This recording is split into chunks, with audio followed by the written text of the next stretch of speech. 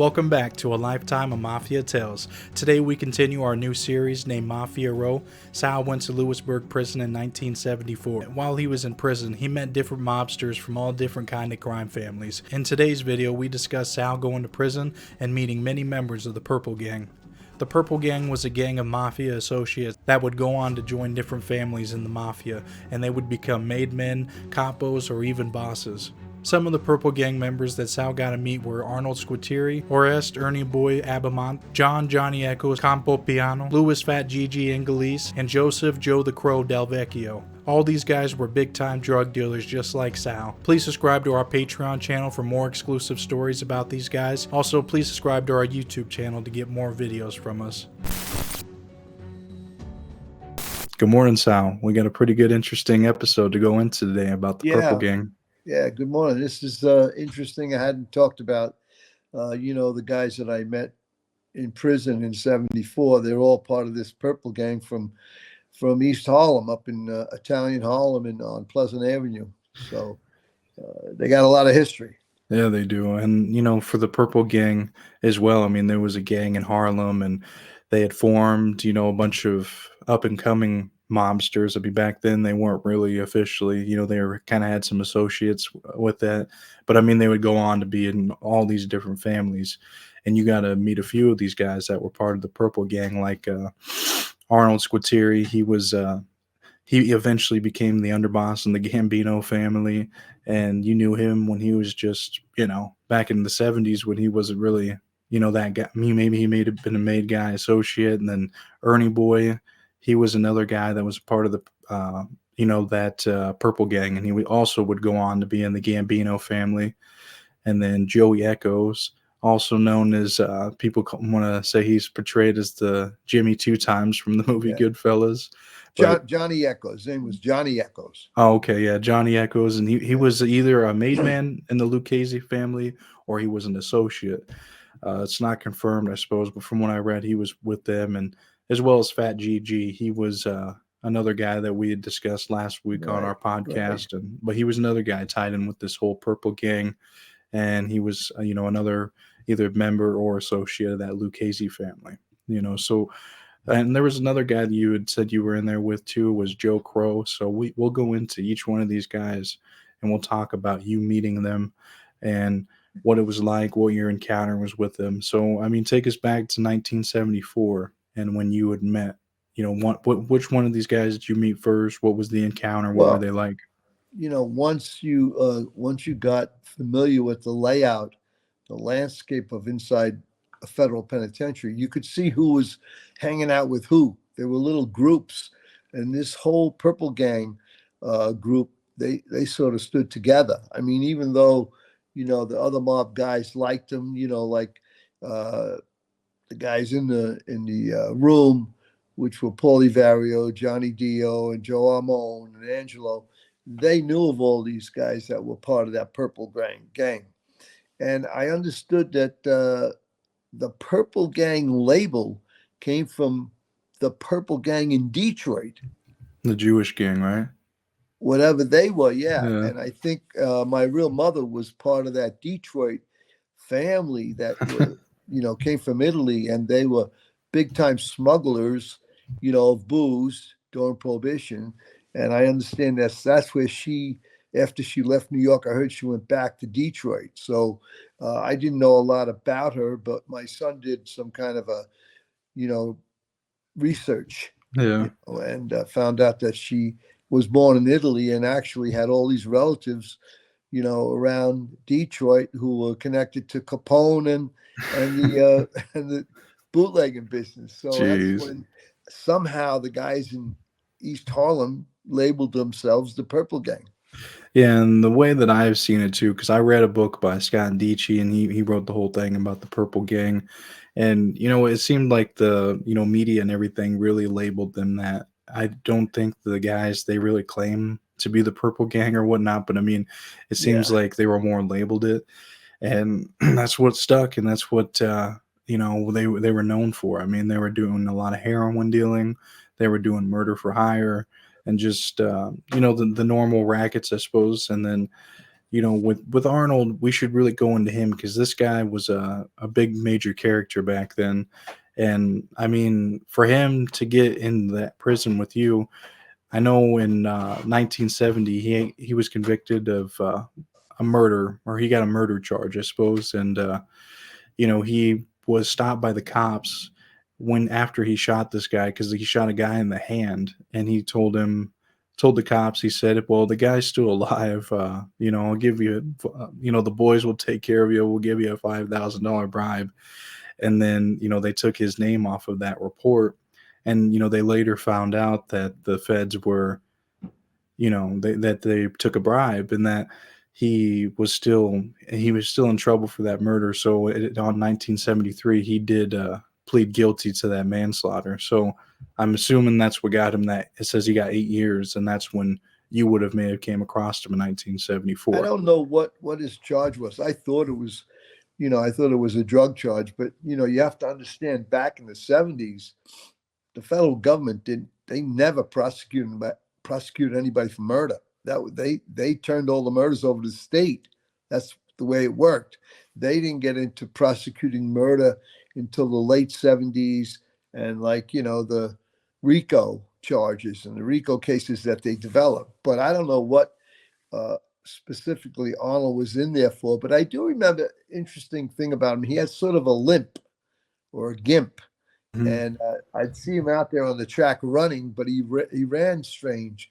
But he hung out with all those same guys: Ernie Boy, Johnny Echoes, Fat Gigi, and Joe Crow, Joe Del Vecchio. They were all in Lewisburg at the same time. Now you remember they did not have telephones in prison in '74 in that penitentiary.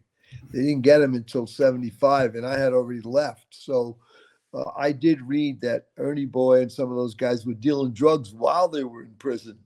So it was interesting. I guess they got out of Lewisburg, where it was a federal penitentiary, and went outside the walls to Allenwood, which was in Allenwood was a medium security or a minimum security. So they got out there, and that's when they, I guess, would continue to deal drugs. But a Well, lot of those guys had enormous amounts of money, so yeah. they were all part of paying off the priest. They had to bring that. They had to get sort of approved by Johnny Dio to be involved in sort of the group, in sort of the clan that you were able to get certain things in the prison. But everybody knew they were big time drug dealers. I mean, really.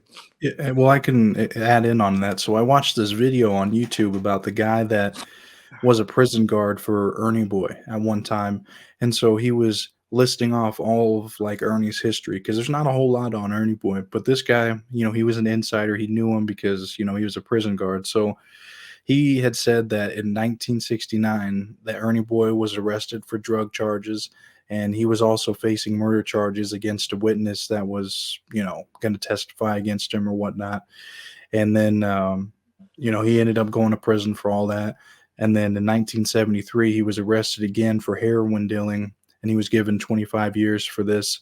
And then in 1996, while in Lewisburg prison, he was using a phone to conduct his drug business. Yeah. And then, in 1992, he pled guilty to selling drugs in prison again, and he was already doing life, so it didn't matter. Yeah, he was, and I was on the football team with him, Oh, with really? Ernie Boy. Yeah, we played flag football in Lewisburg. So it was really Italians, that had this team, and then there was a couple other teams, like a bunch of sort of Irish guys, trailer trash guys that put together a team. There was a black team, So we played, flag football. I don't remember. I think Arnold didn't play. Big Arnold. They called him Big Arnold Squitieri. He didn't play football, but Ernie Boy did. He was a pretty talented guy. He liked football. So I think he was actually the quarterback of the team while we were there. Yeah. That was like the fall of '74. Yeah. Well, how about with let's see. So Johnny Echoes, he was the one known for being called Jimmy two times, and The reason that he got himself landed in prison was that in 19, I think 73, he was convicted of bribery and then shortly for drug charges. So he was another guy in there that was in there for drugs. So I mean, Yeah. what was your relationship with him? I didn't have much. I mean, we played pinochle. Some guys played pinochle together. Uh, he was close with Fat Gigi, though. They were all close. They all hung around with Fat Gigi. He was sort of like a legendary uncle in there to those guys. I mean, because they all came from that Pleasant Avenue crew. There was a whole crew of guys that came from Pleasant Avenues. There was a father and son team there. I'm trying to think of their name. They were there. Frankie Amato was another drug dealer. He was there. These are guys that I met in Lewisburg who didn't really get a lot of print. There wasn't a lot of publicity about these guys, but they all hung out together. It was like they formed this group. So the whole Pleasant Avenue crew, they were very tight together. They did associate with Vario and Johnny Dio and Joe Armone, but they were really, I think they were totally focused around Lucchese guys, you know. Hmm. So which was Vario anyway, and Yeah. and Johnny Dio. But I think somehow there was an influence of Tony Salerno up there in that Pleasant Avenue. I think he had a club up there, so they mixed well, because Salerno was Genovese guy. Right. Well, I had read too that his close associates, and we're talking about Johnny Echoes, is that, again, like you said, Fat Gigi and Ernie Boy. So yeah, that is what, it matches to what you say.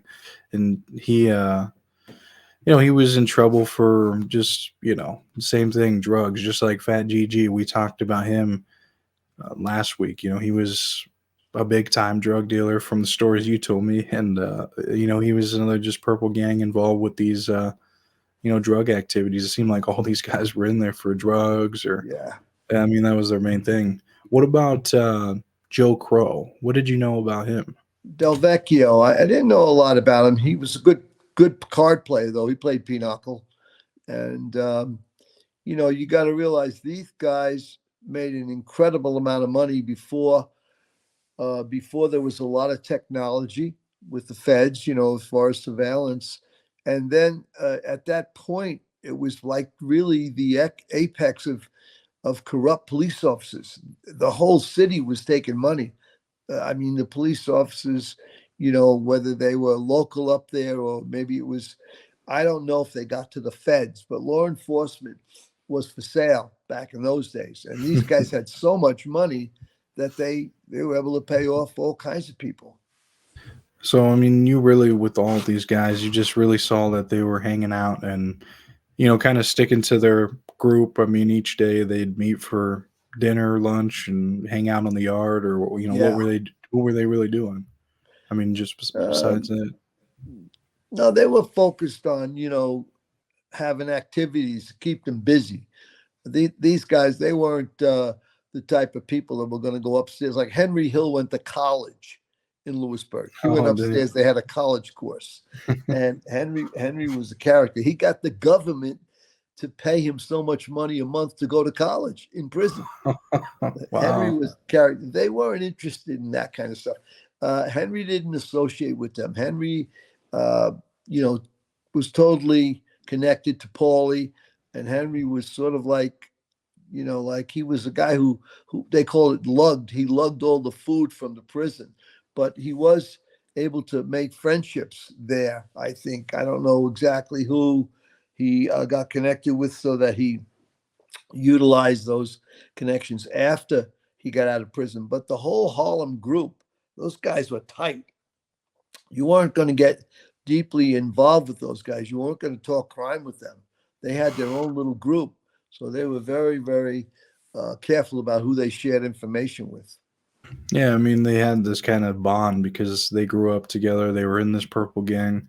I Yeah. mean, I guess suppose this was still the '70s, so there wasn't like they were these big time mob figures yet. No, no. They were And just. they had a language. I don't know if you read that they had a language of their own. Like on they had a code that they used while they were talking on phones and all. And it was interesting because some of it was a little ridiculous, you know. Oh yeah, I'm going to get about 12 pairs of shoes, size 9. Well, that Oh, meant they were going to get 12 kilos of 90%, pure heroin, And it was interesting because I did go to Manhattan a few times with Cataldo to meet a legendary guy named Herbie Sperling. And oh this yeah. this guy was a big time drug dealer. And I don't know if it's public or not, but the feds were watching him forever. And he was really, you know, hardcore. He'd curse the feds out, and he was hanging out. I remember he was hanging out in a place called Jack Dempsey's Bar, and Cataldo and I went there a couple of times, and uh, you know, to meet him. Of course, I wasn't privileged to go out and walk because he'd leave the bar, and Cataldo would go out walking with him. I think Cataldo was setting up, a drug deal. I don't know whether he was buying or selling, whatever. But the guy Herbie was so well known. I mean, he even got his mother involved, but he wound up getting life in prison. But one of the things the feds did, because they were so focused on getting these huge drug dealers, I mean, they were like importers, was they followed him around and they could never catch him talking in the restaurant. And he had this habit. He would walk and he'd walk over maybe a block away or 2 blocks, and there was a mailbox that he'd stop and lean on. And I mean, I found this out years later. And so the feds were clever enough, they wired up the mailbox. They had a recording in the mailbox, and he would lean against the mailbox and talk to another person. And all of that was recorded. And eventually, they used that against him. They gave him life. I mean, he was a rude guy. I think he insulted the judge, whatever judge it was. And Yeah. what did you ever read that story? What he told the judge? Yeah, I think he said, "I won't even take my shoes off. That's not Exactly. nothing. Yeah. I'll do my time. That ain't nothing." Yeah. Yeah. And then the judge told him it's okay. You'll get natural life. So he Yeah. got life without parole.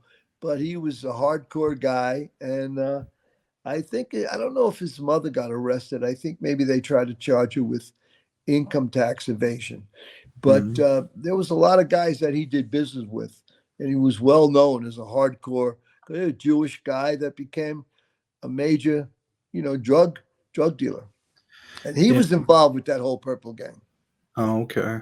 Well, even with the guys, like Arnold and, all the ones you were in there with that we talked about, they were in there, and after they got out, I mean, they did the same thing, and, like, like I said, I mean, I read a couple reports, and then, this one about Arnold in particular, after he was released, he would soon, start selling narcotics with John Gotti's crew in New Jersey. So it says in 1982, he was even supplied by heroin from Angelo Ruggiero and Right, Gene Gotti. And right, then in 1986, after John Gotti took out Paul, Arnold was, inducted the family. I'm assuming he probably became a made guy. And, in 1988, he was convicted of, again, disputing or distributing heroin, and he was sentenced to 11 more years. And then eventually, John Gotti did promote him to the underboss. And then on 1999, that's when he was released. And then in 2002, after Peter Gotti, I guess he even became the acting boss as well. And, after Peter Gotti was arrested as well. So, another guy that yeah, you knew that became, a boss, yeah, in yeah. 2002. And he wasn't a smart guy either. I mean, he was street smart, but not somebody that was, intelligent in all kinds of ways. I mean, he wasn't a good communicator, and I mean, he just did his time. And there was like a lot of stories about him that, he was great at paying off cops. That's what he did. Yeah. I guess towards the end of his life, he got involved with a FBI agent. There was some story about it, the FBI agent giving him a television. Yeah. Yeah. You want me? I can expand on that. Yeah. So, while he was in prison, Arnold, he received a flat screen television. And, at the time, I guess that whole Tony Soprano show was out. And, basically, he was worried about, because on the show, Anthony Soprano wanted to have his troublesome family member return to prison. To do this, he sends the mobster a stolen TV set, and then Soprano then arranges for a parole officer to visit the man and arrest him for possessing stolen property. When the show was over, Arnold gave away his TV and purchased a one on his own. And the funny thing is, an undercover agent, Jack Garcia, was the one that did give Arnold a TV during that time. So, Amazing. you With know, all the money, they made, he accepted a TV from a sort of a stranger who turned out to be an undercover agent. But I yeah, mean, I know. once again, what kind of intelligence did he possess? Yeah. Well, I mean, he ended up getting arrested again, I believe in 2005, and then he ended up dying in 2022. So he just last year. I mean, he was 85 years old, but just always in and out of prison. He was probably still dealing drugs at 85 years old. I mean, these guys never learned. No, I mean, just like Ernie Boy too. I mean, he was same deal. He would get out, come out, same deal. Is Just Ernie Boy doing life now?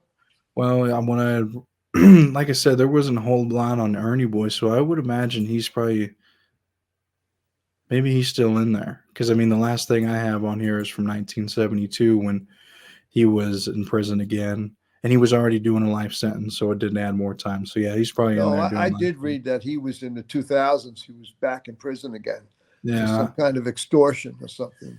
He yeah, extorted a company.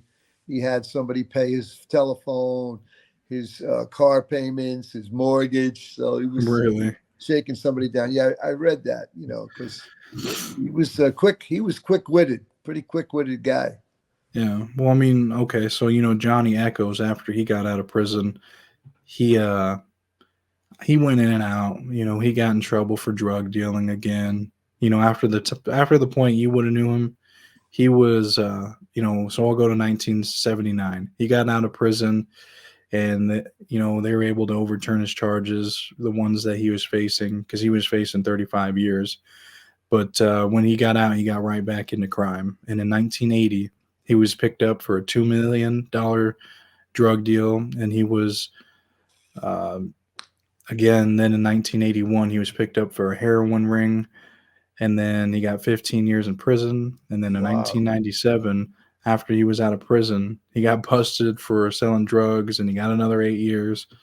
And Yeah. then eventually, he got out of prison that last time in 1997. Oh, he served his 8 years or whatnot, and he must have stayed out of trouble because he died 2018. He was 84 years old. Yeah. These guys were lifelong drug dealers. That's what they were. That's what they knew. Um, I mean, I don't know what happened after the 80s. I mean, I left New York in the 80s and what the drug business was like, but it turned out to be a vicious, treacherous business because guys would flip in a moment. I mean, way back in the 70s, guys didn't flip. I mean, there might have been a couple of informants running around giving information. But then again, the government and the state, they were reluctant to bring big charges on these drug dealers at one point. There's a lot of corruption was taking place, payoff of judges and prosecutors and cops. I mean, so in the 70s, you got away with a lot of stuff. In the 80s, that started to change. I guess by the time the 90s came, there was such sophisticated technology that all these drug dealers were getting caught up, in this web of, recordings and surveillance. So I think it all changed. And I mean, you did have, the same type of dealers. The black guys were, had big operations up there. Matthews, you had Frank Lucas, and you had Nicky Barnes. All these guys became very famous, in the drug business and the drug culture. And it turned out to be really part of pop culture in New York and what the drugs was about. Most people didn't know that there was a time in New York that 50 or 80% of the entire heroin addicted users were lived in New York. Heroin wasn't a big drug around the rest of the country, and ironically, that's where you could get the heroin in New York, up in Spanish Harlem, up there, Italian Harlem, all up in there. That was all part of the drug culture. And again, it started to spread, and the business became treacherous. Guys were getting killed and going to jail, and yeah. But those Purple Gang, the Harlem crew, they stood together in prison. And I didn't really know what came about with Fat GG. I'm assuming you said he got out of prison, right? And he did his own thing. I don't know if I don't. I mean, like I said, there wasn't a whole lot on the guy, so I don't know Well, if you when know. I met him, he was doing 56 years. And the way it was told was he got a year in prison for refusing to speak at a grand jury proceedings. And then they gave him 15 years while he was doing that year. That gave him 16 years. And then it took the government a little while. And they gave him another 40 years.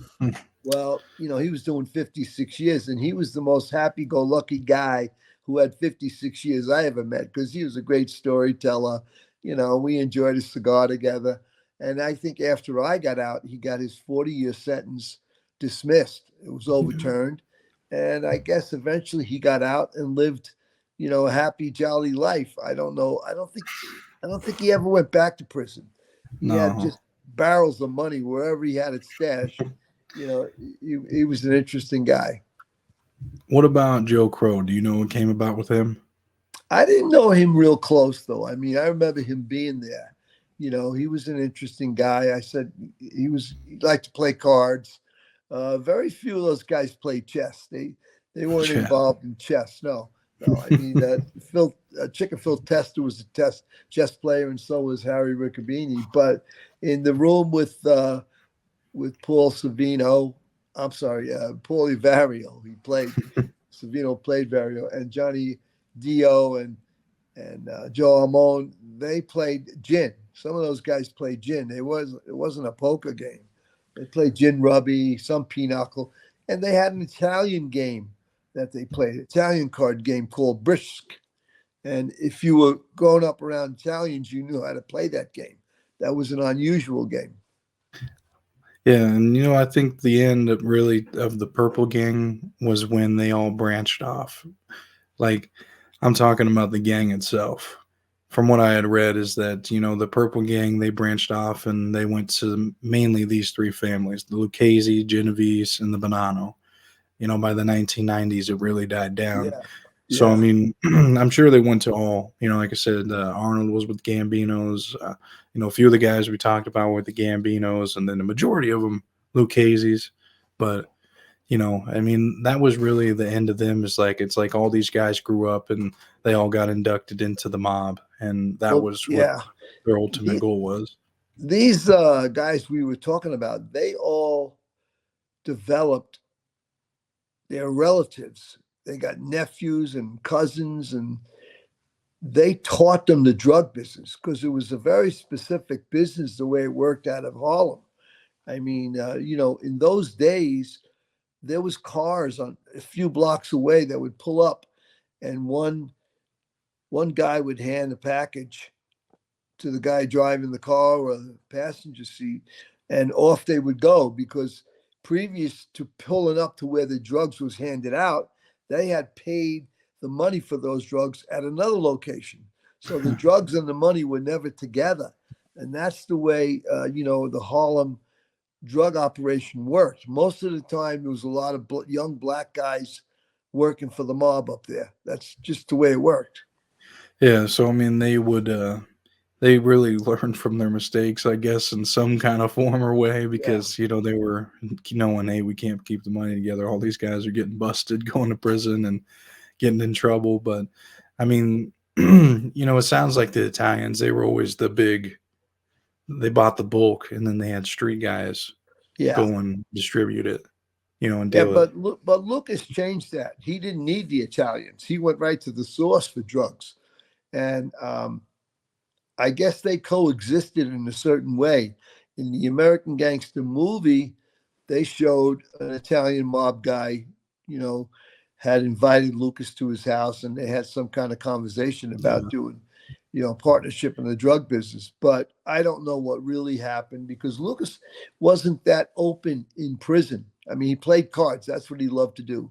And the Italians respected him. He was one of the few black guys that was able to sit at the same table with the Italian guys. That was really, kept for close associates that you had lunch in the prison mess hall, the prison cafeteria. But he got along real good with the Italians. Lucas did.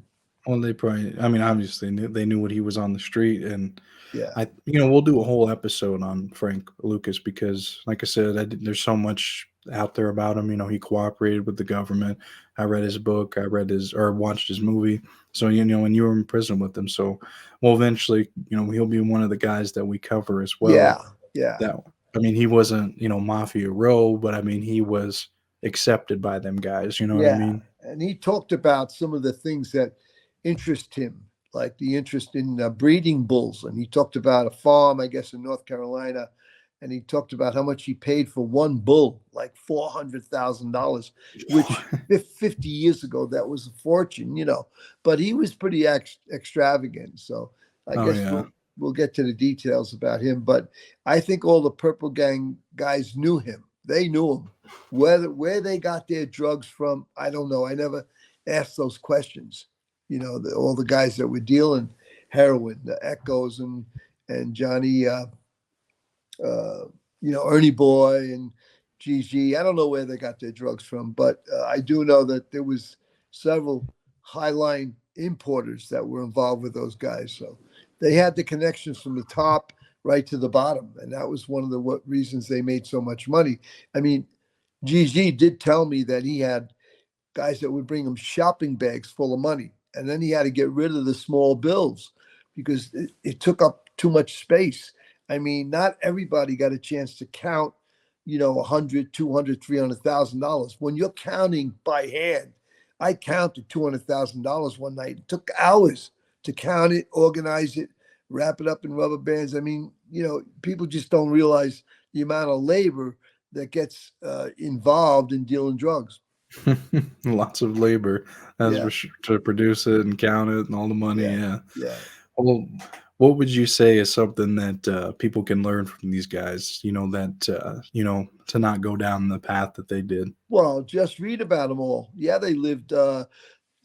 Basically, those drug dealers lived the fast lane, cocaine, champagne. Which is great. But eventually, they all died a miserable death, and they all did a lot of prison time. Their families suffered. So, I mean, I don't know how many guys made a big hit in drugs, got out and you know, went down to Florida, opened up a little business. I don't know about that. I don't think that happened. They were so stuck in their element that they couldn't get out. It was like you were sort of stuck in this environment, this lifestyle. And then, remember all the guys that were like, say, medium sized drug dealers, they looked to the big guys and they wanted to move up to that level.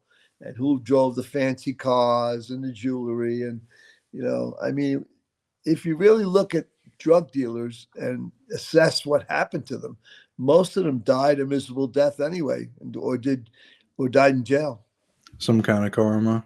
Yeah, Yeah, and you said that, you said they live in the fast lane and do all that, but I mean, how much time in that fast lane were they in prison, yeah, for years and years? I mean, right, these guys in and out, doing 8, 10 years, get out 8, 10 years, and yeah. then eventually life, and then never getting out. So I Yeah, mean, I would say it's not worth it, but as people, when you're young, you don't care. When you're in your 20s, you don't care. You'll take a chance at anything. That's just the way life is. You're young and you have a long life to live, figuring that you can get away with it for a while. But well, eventually it catches up with you, not just, criminally or, not just facing, court charges in jail. I mean, it just catches up with your life. It eats away at you because it's not legal, it's not healthy. So I would say to any young people, stay away from that idea that you're going to make money in doing drugs. I mean, it's no different than being the Wall Street scammer. Eventually, the hammer's going to come down on you. you're going to That's get right. caught. You'll get caught. Yeah, so it's just best to live the legit life and Yeah, just enjoy lifetime and with families because these guys yeah, they missed out on so much time with their family and right, exactly. everything else. But I think this is a good wrapping up point. We're going to go over to Patreon now and we're going to go talk about more exclusive stories about these guys. So if you want to get that and you want to get all of our other exclusive stories on Patreon, it's in the video description. You guys can subscribe over there and just keep a lookout for all of our other videos. We're going to continue doing this Mafia Row series. The first ones we did were Johnny Dio, Joe Armone, Polyvario. That was our first episode. And then, if you've missed any of these, you can go back on our page and watch them. And then Louis Bengalese, Fat GG was another one we did. And then, Alley Boy Persico, Vinny Alloy, that was another one we did. And Yeah, now we did one about all the Purple Gang guys. So this is, right. episode number 4. So it's a good series. So follow up on it and check it out. And Sal, you got anything else you want to say or add No, in? the point of view of the Purple Gang was pretty much um, produced in the movie Carlito's Way, and there was a big heavyset guy called the Whale, and that came from Lewis and Galise, Fat GG, and they did shoot a lot of that stuff up there in Italian Harlem. So Carlito's Way, if you look closely where the story came from, it was written in a book by a judge. Story was by a Really? judge. Yeah. And so if you do a little research, you'll find out how, I mean, essentially it's fact and fiction and, the Hollywood imitating the life or the life imitating Hollywood. So if somebody wants to see a, inside shot on a lot of what the Purple Gang guys did, just look at Carlito's Way and look what happened to Al Pacino's character at the end. Prime example. Yeah. Yeah, well, with that, we'll end here and we're going to go over to Patreon. Thank you, everyone, and of course, we'll see you on the next one. That wraps up today's story about Sal going to Lewisburg Prison in 1974 and meeting some Purple Gang members Arnold Squartieri, Ernie Boy, Johnny Echoes, Fat GG, and Joe the Crow were all big-time drug dealers and spent a lot of their lives in prison. The Mafia Row prison scene had so many different mobsters. We will continue to cover the rest of the characters week after week. We are working on getting this whole story made into a movie. Please comment any key takeaways that you got from this interview. Please share it with anyone that you think will enjoy this type of content. Also, please be sure to subscribe to our YouTube channel to get more videos from us. And then furthermore, please subscribe to our Patreon channel if you want to continue to get exclusive videos that don't come on YouTube. YouTube's sensitive, so we can't put everything out there that we want, but on Patreon we have more freedom. If you would like to support our podcast, we got a few items that you can purchase. All of these items can be found in the video description below. The first one is Sal's book, The Sinatra Club. You can get this personally autographed by Sal. The next one in our hottest seller is the 1972 Sinatra Club playing cards. Back in Sal's Mafia days, he opened up his own social club named the Sinatra Club. Many mobsters would come to this club, even when there were all-out wars going on between different families. They would come to the Sinatra Club and play cards. Some of the mobsters that played with these cards were John Gotti, Dominic Cataldo, Tommy DeSimone, Foxy, Jimmy Burke, Willie Boy Johnson, Tony Roach, Henry Hill, Joe DeFede, Danny Fatico, Gene Gotti, Peter Gotti, Joey Scopo, and many more. We're selling each one of these cards for $10 a piece. These cards are limited, we only got 1,000 of them. The next item is an autographed picture of Sal from his Mafia days. Another item is the Dinner with the Mobster card. You can get this autographed as well. This was an event that Sal had hosted in the past. We also got the Ubots production ticket from an event that Sal had hosted. This is also autographed. The last item we got to offer is Sal's book, The Sins of the Father. Again, you can find all these items in the video description below. Also, I have another podcast that I do personally myself without Sal called Invest in Yourself Podcast. I cover Mafia content and I also cover good redemption stories. So please check that out. It's all on the same channel. I think if you enjoy this content with me and Sal, you'll like that podcast as well. Thank you again for watching, and of course, we'll see you on the next one.